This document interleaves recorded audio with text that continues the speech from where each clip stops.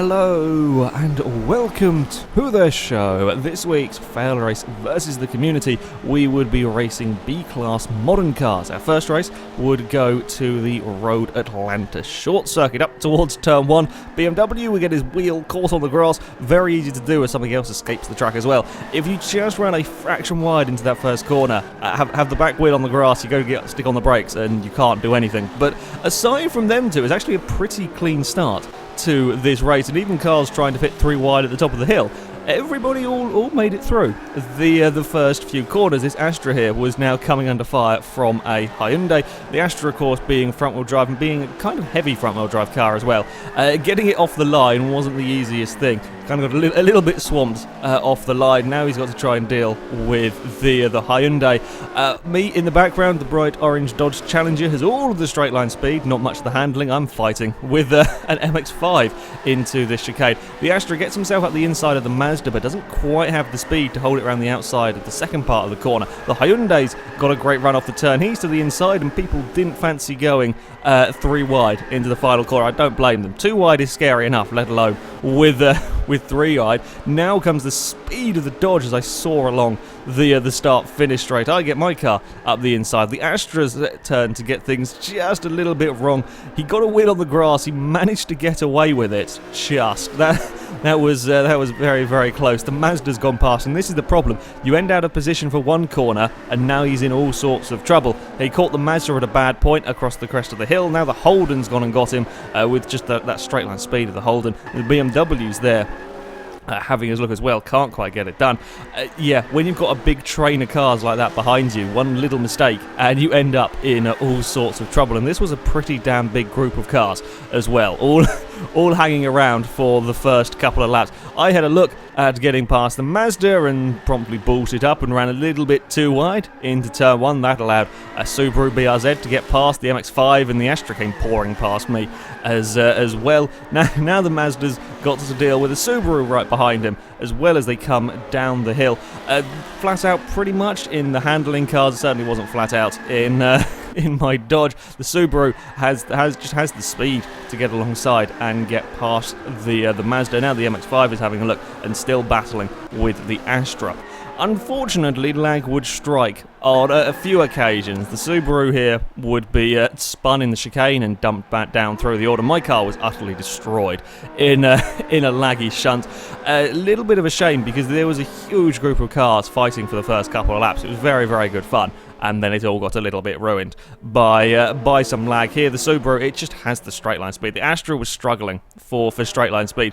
And on a track like this where there are quite a lot of straights, that is a little bit of a problem.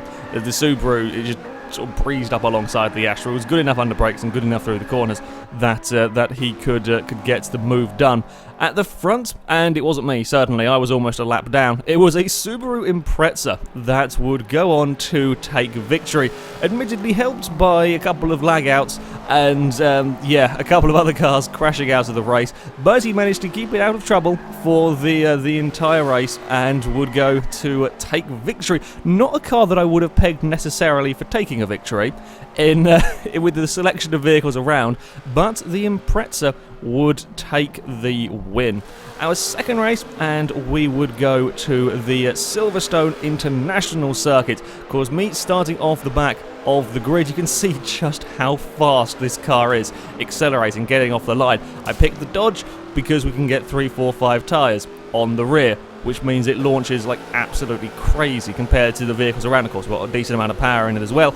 I'd managed to make up 4 or 5 positions just from the launching off of the line. There are a couple of cars that went a bit wide into turn 1. I found myself, though, fighting with an Audi TT. The Audi, far superior through the corners, but of course absolutely no match for my Dodge when it comes to the straight line. I got a little bit of a nudge from, I think it was a GT86, not sure, that broke my rear suspension, or one side rear suspension, brakes and rear aero. Still doesn't stop the Dodge. It's 4 wide down the back straight, and I still have the speed over the car around. I think there are 2 Maseratis that were fighting. The Audi got himself a little bit caught out wide as the Maseratis squabbled. The Audi did make up the positions as well, but he was now stuck behind my my rather quick dodge as we come into this final section. You'll see the amount of grip the TT has compared to my dodge. He tries to go all the way around the outside as a challenger up ahead gets turned around. The Audi's still on the outside. I tried to give him as much space as I can, and he's still kept it around there, even across the curbs. But then comes that straight line speed again. I can make a little bit of a gap. It's not enough though. The Audi sweeps around the outside of turn 1. That's a brave manoeuvre to do with a slightly broken and not the best handling muscle car on the inside. He gets the position. Yeah, very well driven to make that manoeuvre stick. The Maserati gets a little bit of a bump with, I think it's the Toyota version, up there. One of the cars that had a little bit, he ran wide in, I'm not sure if he wasn't assisted in turn 1, got caught up was this Subaru Impreza that was now trying to make his way back through the field. Tries to go around the outside of the Maserati, never expected that particular manoeuvre to work. But this Subaru was mighty fast in a straight line. It's possible the Maserati could have had a little bit of damage, but that Subaru is incredible. Look at the size of the gap it's got back to the group of cars behind it down this short straight. Yeah, I think the Subaru is as quick as my Dodge, if not faster. Up ahead, the battle for second place was between an Infiniti and a Mazda RX. I wasn't expecting necessarily to see an Infiniti, I think it's the Q50 that we have here, racing. The Infiniti had all of the straight line speed, one of the more powerful cars that we would see in this lobby, but of course doesn't have the handling.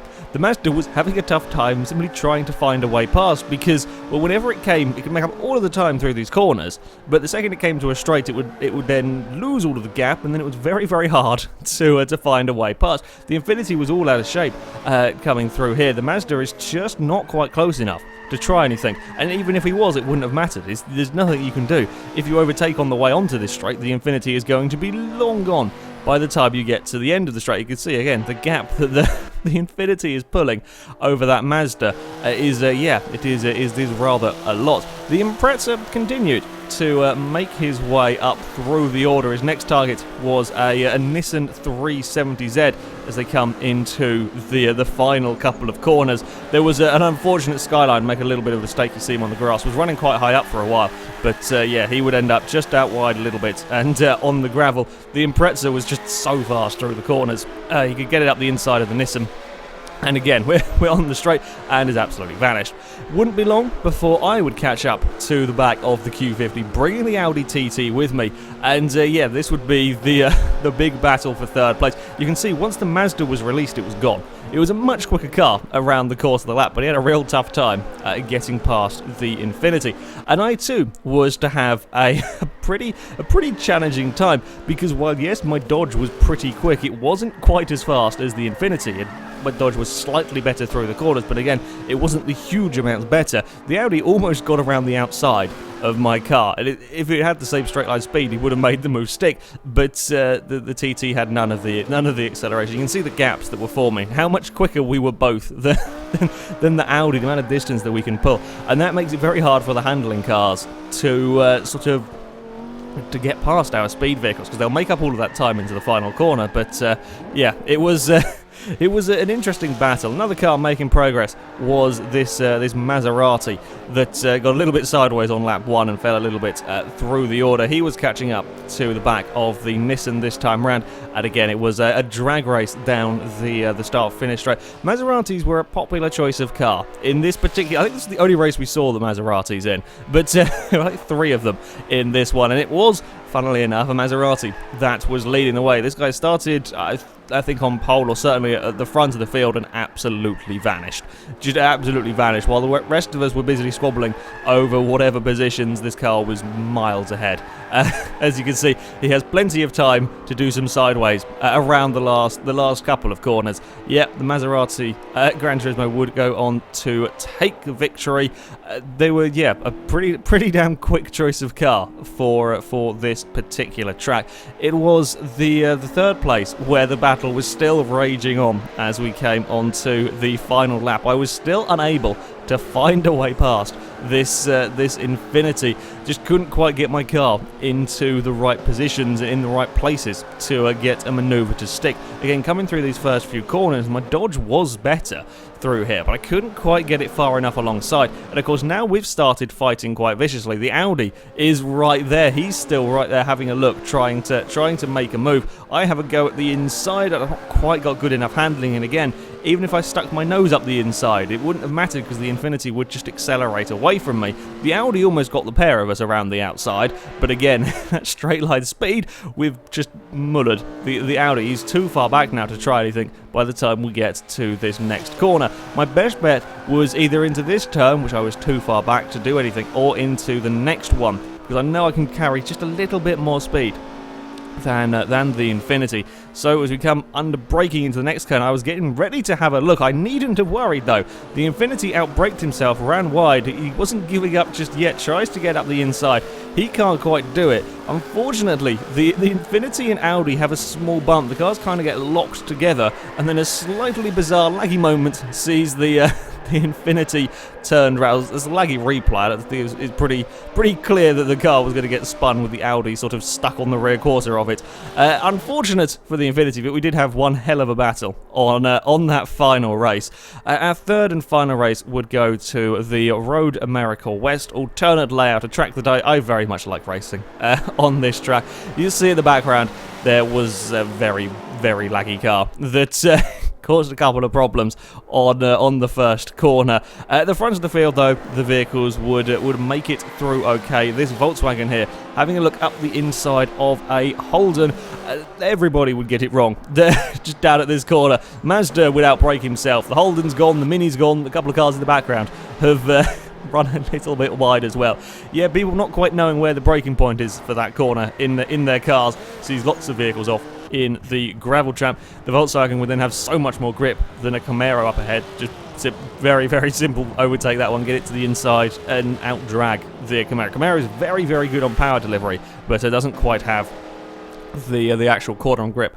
The best of the action in this race would actually be found further back. The Holden that pretty much got mullered off the start line by you can see from the damage on the car, by a laggy, I think it was a Renault Megane that was lagging around, was finding himself battling with the Mazda. Despite his car looking a wreck, it obviously wasn't too bad damaged mechanical wise. As the Mazda runs a little bit wide, the Holden tries to get his car up the inside, can't quite do it though. The Mazda is not faring too badly. There's a Cadillac up ahead of them as well, and I can't quite see what it is ahead of that. Mazda is still, as Chrysler, going very, very sideways. Mazda's on the inside defending his position, doesn't stop the Holden from all the way around the outside of that corner. That's a brave manoeuvre to do at the best of times, let alone with a big heavy muscle car. And then you're on the inside for the next turn, and sure enough, the Holden has got the position and then can't quite stop it into the next turn. The Cadillac up ahead got a big moment. I think he put a wheel on the grass and that flung the car sideways. Yeah, unfortunate for the Holden. All of that work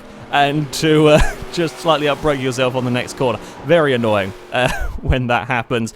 The Mazda was now find himself fighting with the Chrysler as they come down this start-finish race. Mazda wasn't doing too badly for straight line speed. Chrysler puts a wheel on the grass and gets very sideways. That is not a place you want to put a wheel on the grass, especially in a car that we've seen was quite slidey to begin with anyway. Yeah, put a wheel on the grass there and you're in trouble. You're just never going to stop for the turn. Now the Mazda's coming under fire from the Cadillac. He's going to have to defend. This sort of little handling car, he looks so happy to be racing, but he's found himself with a bunch of big sort of straight line speed vehicles. It can be at times quite difficult to defend from them. The Cadillac gets brave all the way around the outside. That now puts him on the inside for this next turn, and the Mazda hasn't quite got the speed to go around the outside. And you see this lot here have been fighting for half a lap. The Holden that went to visit the gravel trap the lap before is now right back with them again. That's what happens when you start fighting this viciously. That's you will slow yourself down quite a lot. Now the Chrysler is there having a look, trying to get past the Mazda. Mazda gives him plenty of space on the inside. Chrysler can't quite get it done though as they come around this final very, very long corner. The Chrysler is sliding quite a lot. It's very sideways out there. The Holden sees a gap and gets two of them. That's I wasn't expecting to see the Holden get past there. That is a very impressive overtake from the HSV there. The Mazda's now having a look. Can he do anything into turn 1? Not quite. The bump through turn 1 is absolutely horrible on some of the cars. Mazda gets himself in trouble across the grass there. I think all of these guys have had some trouble with the grass. Yes, there are some wrecks of cars. That's what lag will do. At Road America, saw a lot of cars, saw 3 cars out in that particular laggy shunt. The Mazda was coming back though. I think the Holden either got a poor run or was struggling with a bit of damage perhaps. Was slow down the straight. The Mazda has got himself back up to the front of this group. The Chrysler is very sideways in the background yet again. And yeah, the battling at the back was far more exciting than the racing at the front. I have found myself in second place at this stage of the race, was trying to fend off a Mini. Of course, the Dodge had all of the straight line speed, but the Mini was far, far superior through the corners. If I could fend it off through sort of this part of the lap, I stood a chance because of the long straight, but yeah, that was easier said than done. The Mini gets himself to the inside of that corner. I'm not too worried. I can stay on the inside through here. I was hoping I could carry enough corner speed to get ahead of it because I didn't really want to be around the outside of this next turn. The Dodge is a good car, but it's not going to make that maneuver stick. I get a little bit sideways in the end, sort of have to concede the position on that. I just don't quite have the grip. And while yes, my car is quick in a straight line, I was going to be too far back. Unfortunately for the Mini, the big bump at turn 1 would claim its first victim of the race quite late on, as the Mini would clobber it just a little bit too hard. You see how much it throws the back of the car up in the air, and he just can't quite keep it all together, and that allows me to get the position back. Yeah, a shame there for the Mini. We're having a good fun race, but the bump at turn 1 is really rather vicious. This whole group of battling cars were catching up to the Camaro, and the turn 1 was to claim its another victim. Again, this was all on the final lap. For some reason, turn 1 decided to be mean on the final lap. Camaro didn't get quite as big air time across the bump, gets it very sideways, gets a little bit of a twitch, and then he's stuck on the grass. And we're seeing trying to get cars unstuck from the grass is really difficult. The Camaro couldn't quite do it in time, clonked the wall on the inside, and that would sadly see the end of a fantastic battle further back. That would the Camaro was heavily damaged, the Mazda was well and truly out of it. Yeah, it was a shame. The racing at the back certainly was a huge amount of fun, or looked like a huge amount of fun. At the front, and it was the Volkswagen Scirocco that would go to take victory pretty much uncontested in this one. You saw that the collection of cars broken across the road, I think they were in sort of second, third and fourth when they were all lag killed, and the Volkswagen was so far ahead of me and the Mini that were fighting over what then became second place. It was a relatively simple victory, but the Volkswagen kept it out of trouble to take a win. And after 2 weeks, I think, of having all American cars winning the races, we have our first week for a while in which no American cars would take a race victory. I did the best I could with the Dodge. I just couldn't quite get it into a race winning position. It's a shame about some of the lag incidents in this one. Was a little bit more laggy than some. There was still some very good fun racing in each of them though. However, that is it for this week's FailRace versus the community. The next one shall be held on Thursday, the 4th of June. We are going to be on Forza Horizon 2, racing some hot hatches. So cars from the hot hatch, super hot hatch, and retro hot hatch categories are eligible. We'll be playing on the main island, so you don't need the Storm Island DLC. The other rule I'm going to say is that the cars must remain with their standard driveline. So most of them are going to be front-wheel drive, but the Audis and the Mercedes will be four-wheel drive. So yeah, build your car accordingly. We'll probably do a mixture, mostly road stuff, but we may mess about with the odd off-road. Who knows? We will see. I will leave it a surprise as to what we get up to with the cars. Sorry. If you want to sign up and take part in that, then you can go to our forums. There'll be a link in the description. Find the FailRace versus the community section, and sign up is in there. But that is it from me. Thank you very much for watching, everybody, and until next time, goodbye.